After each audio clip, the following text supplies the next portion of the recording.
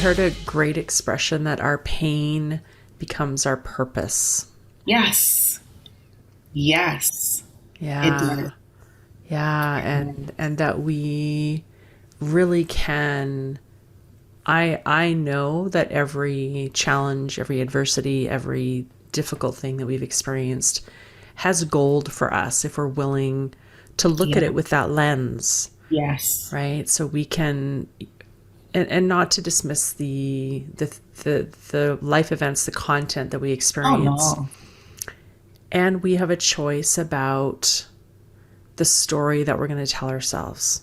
Yeah. And as we notice the story that we're telling ourselves, the narrative, as you mentioned, we then can start to choose to tell a different story.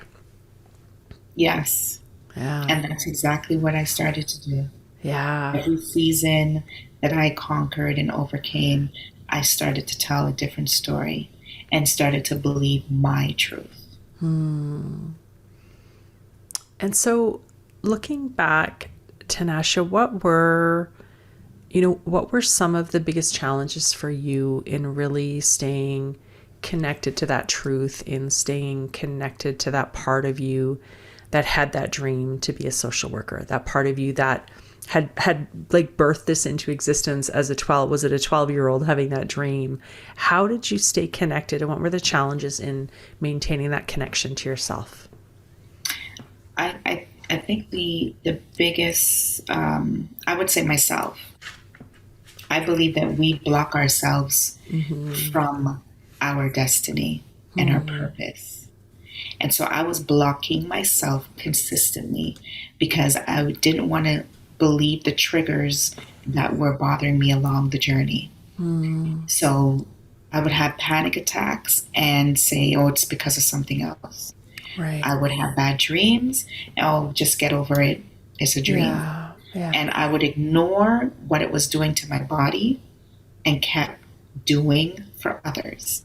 And so I realized that when I was broken, as much as I gave a listening ear to everyone else, there was no one there to listen to me. It was, and I started to believe, am I even human? Am I not deserving to someone to listen to me? Yeah. I'm always listening to everyone else. So when I realized that Yeah. I was dropping myself, my life, my worth to save everyone, and no one was coming to save me, I said, enough of this shit. That's it. Yeah. That's it. I Yeah. am done. And Yeah. it took a lot of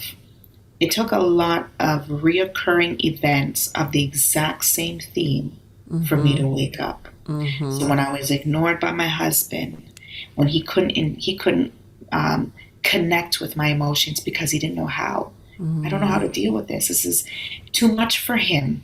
And so instead of saying, I don't know how to deal with it, he would run or just make sure he wasn't available. My best friend of over 30 something years, I would run to her and save her. And the moment I said to her, I feel like ending my life, instead of her calling me and coming to me, she just avoided everything altogether. Having to open up to another friend of mine who stopped me in tracks. There's always one. There's always one friend. And he said, you need to get out the house and you need to do something for yourself. I don't care if it's cry until the day ends or buy yourself something to eat that makes you feel good, but you need to get out of this now.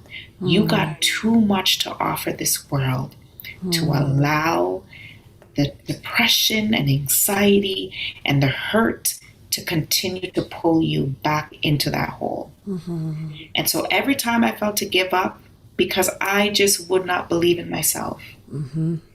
I wouldn't believe in everything that people told me who I was.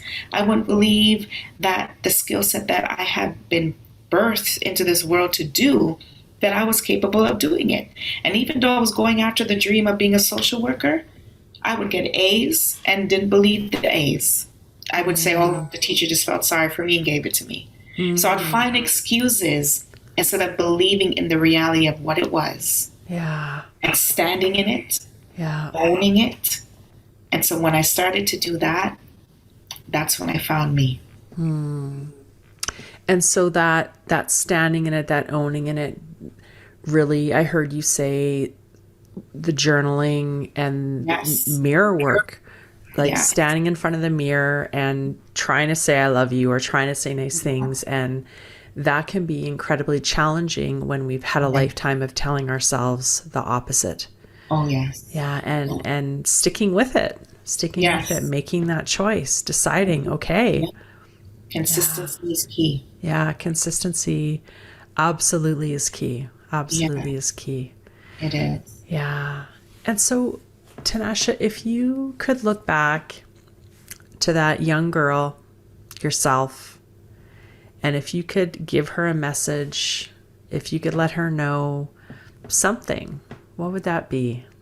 Well, that was part of my journey. So the first thing I'm going to do is grab her and hug her before I speak to that 12-year-old girl and let her know that you are going to be the most amazing woman.